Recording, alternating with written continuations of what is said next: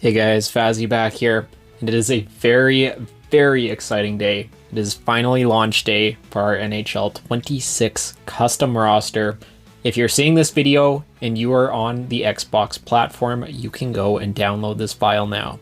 This video, we're going to be going over everything that you can expect from this file. We started this exactly a month ago to the day. We got early access on September 5th, I believe it was. Now October 5th, a month later, we're finally ready to launch. So just showing you guys here quickly, the file actually isn't up when I'm recording this, but if the video is up, the file will be up. So just go to roster sharing, and then you'll just have to press X on Xbox and just search. The file name is Vasi X Tactics X Tugi V1. And then that'll pop up, just hit A to download, and it should just be ready to go. You might have to go into the active roster section and activate it. So I would just go and double check that. Sometimes there has been some issues with it not actually activating the file, so just kind of go and swap around and eventually it will activate. Apparently they did fix that issue, but I don't know, it might still be a thing. So let's start with what can you expect from this monster file that we're dropping here today. So let's start out in the creation zone. This is something that I've been promoting quite a bit here throughout this process, but just for someone that may be coming in here, may have not seen anything that we have done so far, there is a absolute ton of created players in this file. I'm pretty sure it's 600 to 650. I counted the first 300 and I lost count after that, but I was not even halfway down the scroll bar there, so I'm going to say around 650 created players in this file. There is just everything you can think of. There's obviously so many guys that have been taken out due to the NCAA rule changes, and a lot of players have left for the NCAA. Guys like Gavin McKenna, obviously that's the big one that everyone asks about. He is in this as a created player with a ton of other players in similar situations. There is also a ton of missing alumni. Again, these are players that won't actually be in your franchise mode unless you want them, but they are there just for that option. There's a lot of Easter eggs, there's a lot of channel legends, there's literally everything here you can more or less think of. It is here under the created players, and just took a absolute ton of time to get all these grinded out, but I think this was a very solid base for us to start with here for this version 1 file. One thing I do want to point out is that every one of these around 650 created players all at least have a attempted in-game face. So if you're in franchise mode and you have a ton of these guys on your roster and you win the Stanley Cup, you're in the ceremony, you're not going to have like a team of like clones with everyone with the generic face. I'm not going to say it's perfect. Some guys may look better than others, but at least it is attempted. And like I said, you're not going to have the same guy like right beside each other, and it's not going to be like a team of clones. So yeah, just a ton of players here. I'll be going through this in a future video, breaking down how you can create all of these guys, but yeah, just scrolling through it, it is crazy. There he is, the man that, again, a lot of people will be asking for, Gavin McKenna, in this file, ready to go. Going to be the #1 overall pick here in 2026. So yeah, that's a lot of creative players. That is the first thing that we are looking at here today.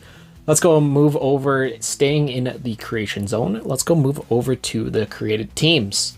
Again, something that I kind of went overboard with here again. And it's just everything you can think of. This is different YouTube series teams. This is different NHL teams with their previous looks. Vintage NHL teams that don't exist anymore. And this is, again, just to give you options. I know a lot of people like to do custom leagues. They like to have like 48 teams, or even just for expansion mode. You want to bring back the Quebec Nordiques? You can. You don't have to remake them. They're already there. If you want to tweak stuff, you can, but it's just all about giving you options. Obviously, the NHL is talking about expansion quite a bit, so I wanted to really prioritize those markets that are really being discussed. Places like Atlanta, Arizona, Houston, Quebec, Kansas City, even like New Orleans. I threw in an option for them. I've seen their name being thrown out there. So again, it's just about giving you options. You can use these, you don't have to, but they're all there. They're all ready to go. And yeah, I think there's 60 to 65 of these. I threw in a few last minute ones. The Quebec City Dorsals, that was a Fin for the Win series years back. And yeah, You can see Salt Lake City Dragons. A lot of these teams, obviously, you've seen just from various creators. Seattle Magicians, Seattle Storm Bears. They're obviously X-Tech Legendary Series. And all of these teams do have as authentic as possible jerseys. This, again, took quite a bit of time. I've shown this off briefly. We'll have more videos showing off all the created teams, but everything does have as fully accurate jerseys as possible. If you want to bring back the Coyotes, it's about as good as you're going to get. Unfortunately, the logo is not in game, but the jersey template still is, so we can make it look pretty good. But yeah, one of those things that, again, took quite a bit of time, but I'm very happy with how it all turned out. Getting all the looks down and getting everything as authentic as possible. I think it turned out pretty good. Montreal Maroons there. If you want to have a rivalry with the Canadiens, you want to bring back the Nordiques, bring back the Maroons, you could have some fun there with the whole Quebec-based scene. But yeah, QBC Eddie there looking pretty good. Everything is looking clean, ready to go for you here once you download. So there you go. That's everything in the creation zone. Let's move over to the actual editing itself. And again, something that just took way too much time for sure. The juniors, that was a huge focus for Tactics. He did a great job on that. But just this whole process, again, just took way longer than it probably should have. But again, I'm very happy with how everything is looking like in game. One of those things was, especially in the European leagues, was just kind of cleaning up the junk, as I call it. There's, a lot of guys that are like 23, 24 that may have, medium top 6 potential for whatever reason, even if they're only like 60 something overall, never going to grow. Those guys would still appear in like free agency, and it would just kind of be dumb, So it's just about cleaning up those European leagues, dropping guys overall so that, that's kind of more around like 73 to 75-ish. So those guys, when they appear in free agency in franchise mode, they're not going to really be that much of a direct impact. And then obviously the NHL, something that once again took just way too much time. I went through and just kind of applied my formula to everything. It's not going to be, again, 100% perfect. We're never going to fully agree on ratings, but I think this is quite a bit better than what EA put out in their base rosters, and I'm, again, very happy with how it turned out. I went through every single team and stripped every single X factor off every player, and then just applied it where it can be more quantified. A lot of X factors are kind of subjective stuff with like ankle breaker, like you can't really put a stat behind that, but stuff like second wind, you can tie that to endurance. Stuff like truculence, you can tie that to hits. So yeah, just all that kind of stuff. See Kopitar there. He is a guy that is obviously going to retire in the real world, so we gave him AHL potential. Not guaranteed he retires now in that first year, but he's still going to put up 60 points. Going to drop a bit in overall, and there is that chance to see him retire in year 1, which is kind of cool, just replicating reality. You'll see there Kaprizov, obviously all transactions are fully up to date, up to Philip Gustafsson. Again, time of recording, that's the last thing that's happened. Maybe there's more, maybe there's not, but just when I'm recording this video, everything is now in and up to date. All the RFAs have now signed. You have McTavish, you have Luke Hughes. Evangelista just last night signed his 2-year deal at $3 million. So I'm glad once you're in franchise mode, you're not going to have any of those RFAs sitting there. Something that I was kind of waiting for and just wanted to see what would happen here prior to releasing this file. So now that we've kind of taken a look at everything that we have done, let's go jump into our franchise mode and I'll show you how everything is looking. So I just have a few things here to look at in franchise mode itself. I think probably the first place we can start out with is looking at the free agent list itself. So now when we load into franchise mode, you'll see there is still some guys like Roslovic who at time of recording hasn't signed his contract yet. Still have Robbie Fabry, still have some guys, but it does drop off quite a bit. All these players have been nerfed quite a bit. And yeah, you're not going to really find all that much in free agency. Sorting by potential, again, really nothing there. I do want to point out guys like Reimer, guys like Matt Grzelcyk, they were assigned to whatever team they have their PTO on. They don't actually have a contract. They sign, that's just the AI doing it, but that is where they are, just in case you are looking. Moving over to the goaltenders, and again, there's really not much here. You can sign Samsonov if you want. You have Jones, you have Fucali, Campbell, but there's really not much in free agency, which is how it should be. Like, shouldn't just be able to cheese it and sign a bunch of guys off the start, sorting by potential.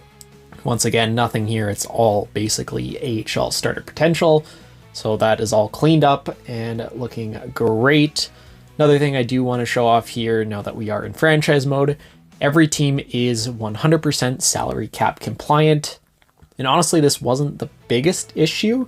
There's only a few teams that kind of gave issues, but now when you load in, you're not going to have to sign a bunch of guys to get to the floor, and you're not going to have a lot of teams that are over the salary cap and having some of those deals slashed. So there's only a few teams that really had issues even to begin with. One of them being the Chicago Blackhawks. Sorting by salary, you'll see Anderson just had to give him an $8 million contract. It's 1 year, it doesn't really matter for who he is, and that just allows the rest of the team to be fully salary cap compliant. Second team that was kind of giving a little bit of issues was the Florida Panthers. Surprise, surprise, with their contract structure, and everything is looking good. Just had to go to Bobrovsky, who is a expiring UFA this coming year, and just cut his contract in half from $10 million to $5 million. Not the biggest deal, and it gets the rest of the team to where they need to be. And then the last team was the San Jose Sharks, who once again were under. So just went and gave a bunch of money there to Carl Grundstrom, and that allowed the rest of the lineup to meet the salary cap floor, and no one is given extra money. So yeah, everything looking really good. I'm actually surprised Minnesota wasn't really much of an issue with Kaprizov's extension and with the extension to Gustafsson. But yeah, everything's all good. You're not going to have to worry about that at all once you load into franchise mode. I think the only other thing I really wanted to look at least in the mode itself, was can show you off the draft class here for year one. Of course, there's going to be AI guys just thrown in here as always, but actually looking at it, it's pretty good. You have McKenna at the top. Yeah, you do have a few of those Americans there. Reed is real, but the other two are created, or AI generated, I should say. But yeah, it actually looks not too bad for early projections. This is going to change quite a bit throughout the year as we get different scouting reports and different lists are revealed. But yeah, I'm actually pretty happy with how that's looking there just at the start of loading in. So yeah, that's how franchise mode looks when loading in with update 1 of our custom roster. I think everything looks really good. Very happy with how everything turned out. And yeah, I can't wait to see what you all think of this file when you get your hands on it. Like I said, this is obviously recorded prior to, just so I can have something that will go along with the launch of this roster. So yeah, can't wait to see all of your feedback. If you are on the Xbox platform, once again, go to roster sharing, download this file, Bassi X Tactics X Tugi V1, the collab with myself, Tactics and Tugi this year. Cannot wait to see what this year holds. Probably start working on a version 2 here, not too far in advance, but yeah. Definitely let me know, what do you guys think of this file in the comments down below, and I will see you all in the next video.